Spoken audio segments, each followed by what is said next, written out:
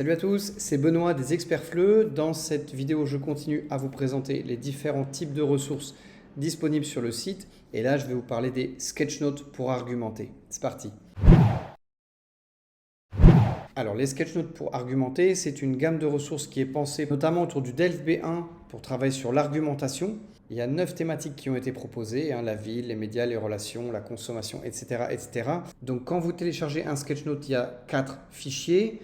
Il y a un fichier ici qui est un fichier global qui reprend tout. Et puis, chaque sketchnote séparément sur une fiche pour vous faciliter le travail en ligne. Ça vous permet de l'envoyer facilement en PDF à vos apprenants. Voilà. Dans le fichier principal, vous retrouvez un peu d'explication et puis vous retrouvez 3 sketchnotes.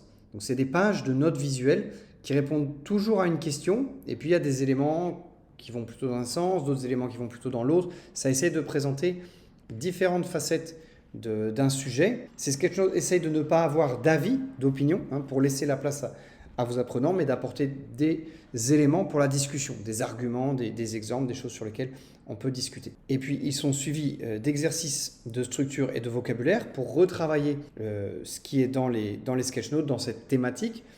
On essaie pour chaque pack de travailler sur un élément, disons grammatical spécifique. Ici, c'est exprimer une application, exprimer une opinion, un doute. Ce n'est pas vraiment grammatical, mais ça fait appel à un certain nombre de structures. On a des exercices de reformulation, des exercices pour apprendre à nuancer. Et puis, au final, à la fin, on a une proposition de production écrite. Alors, il y a un sujet pour chaque sketchnote. Voilà. Les corrigés sont fournis et on a même une grille d'évaluation pour la production écrite. Vous pouvez l'utiliser, la découper, la donner à vos apprenants. Et bien sûr, on a une fiche de vocabulaire avec des sections qui correspondent à chacun des 3 sketchnotes. Voilà, ça c'est un type de ressource que j'aime beaucoup. Ça change de ce qu'on donne d'habitude. Ça surprend un peu les apprenants, ça les déplace et du coup, ça leur donne aussi la possibilité de beaucoup s'exprimer en binôme par exemple. J'espère que vous essaierez de l'utiliser parce que c'est une ressource qui peut être un peu déroutante, mais elle est très très efficace, vraiment très très agréable à utiliser.